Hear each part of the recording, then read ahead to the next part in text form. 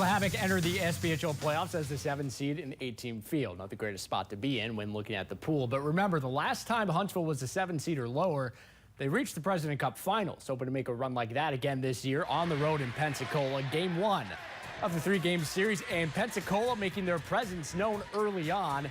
First period, Paul Rodriguez puts it in the back of the net, and the Havoc now trail 1-0. If you thought these teams liked each other, think again. How about the hits tonight? Right into the boards right there. And if you want to go across the ice, might want to think again. Just about knocks him out. Say hello to the other team, right to the other team's bench. Unfortunately, though, the hits don't score. Havoc lose game 1, 3-1. They return home for the elimination game on Saturday at the VBC. Nick Saban entering his 10th A-Day this coming weekend. The head coach jokingly taking jabs at the media today and asking just how many actually thought he'd make it this far.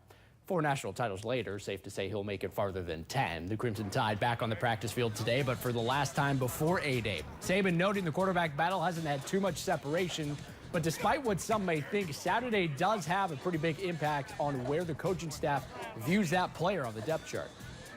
I mean, I think how a guy goes out there and plays in a real game-like situation, because we'll have, you know, the first team will be playing against the first team, and the second team will be playing against the second team, so it'll be pretty equal competition for each player, and they're all going to have a lot of opportunities, and I think how they handle and manage that situation is really, really important.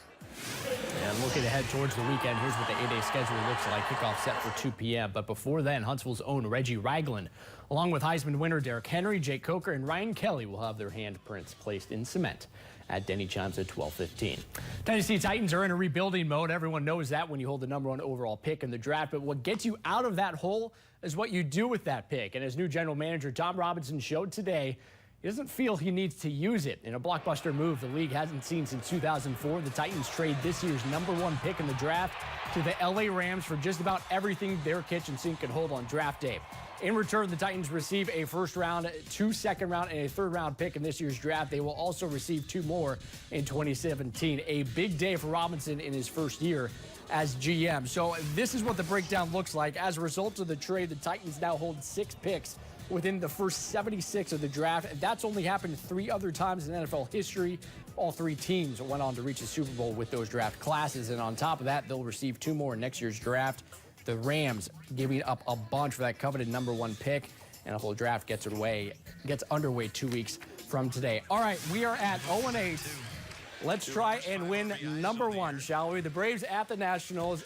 I didn't even get through the intro of setting this up, and the Braves are already trailing. They were up 1-0, and then Bryce Harper hits his 100th home run of his career. Happens to be a grand slam as well. They go on to win at 6-2. The Braves are now 0-9, and they have the total amount of losses that the Golden State Warriors had all this past year, and they just finished the regular season last night, breaking the NBA record. So oh my goodness. It's not a good start, but they aren't alone. There's also the Minnesota Twins, who are also 0-9, so they got company. Okay, that's not too bad. It's not good company, though. I don't know. I was going to say, I mean, of course, as the saying goes, misery loves company. Yes. So there you have it. All right, thanks so much, Mark. Make sure you stay with us. Chris has another check of the forecast after the break.